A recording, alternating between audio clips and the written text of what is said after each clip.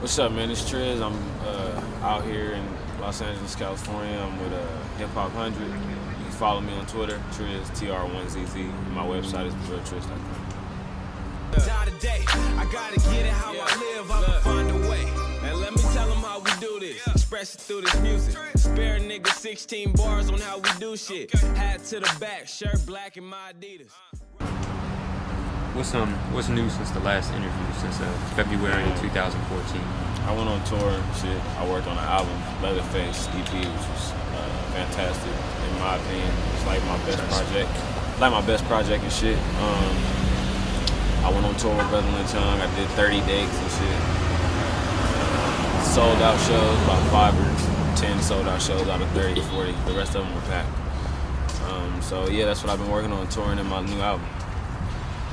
What was the writing process like behind the Leatherface EP? Just like, basically I was happy during that album, actually. I wasn't really down or depressed or shit like that. I was going through a little bit of shit with, my last relationship, and that like fueled my my writing process, you know what I mean? I was in a fucked up mental state, but it did not, I wasn't down about it. It was more of like a learning experience, which I was completely happy about, and it drove me to write some good-ass music, you know what I mean? And that's what Leatherface came about, you know what I mean? It came out really, really dope, and I'm proud to present it to people. That's my favorite album that I've ever done. What were some instances in life that made you write the music you make?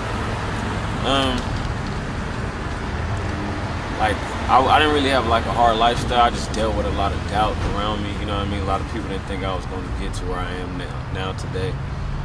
Just like obstacles, like peer pressure, shit like that. Anybody around me that was just a negative influence on my life, I used it to fuel the energy in my music. My music is really it's negative driven, but it can really put you in the mind state of like fuck everybody and fuck hate and fuck anybody who's disrespecting my craft or your craft, you know what I mean? So that's really where I get it from. Just past experience like anybody else. I don't want to sound too cliche, but yeah, it's just shit that I've been through with people.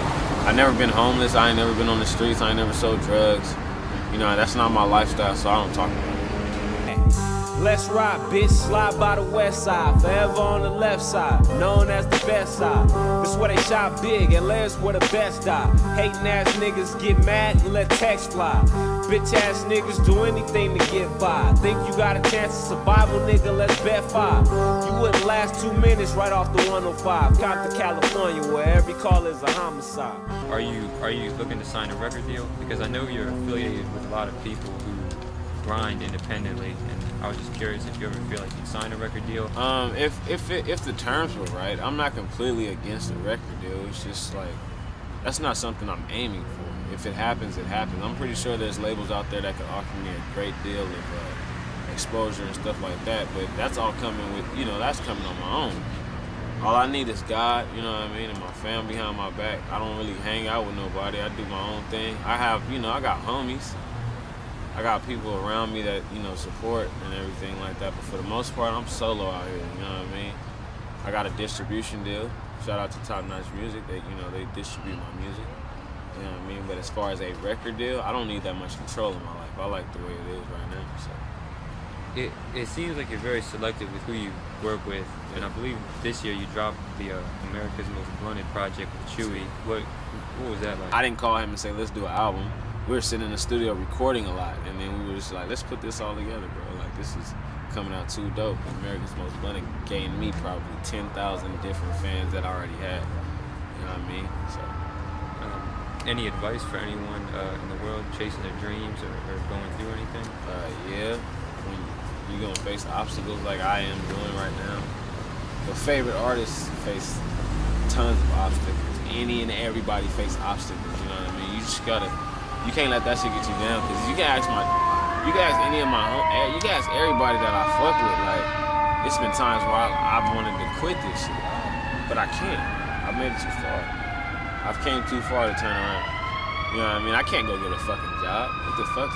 I can't do that. I'm past that, you know what I mean? What I look like, how would you feel if you was in a drive-thru and see me working? You know what I mean? You'd probably be like, what the fuck is going on?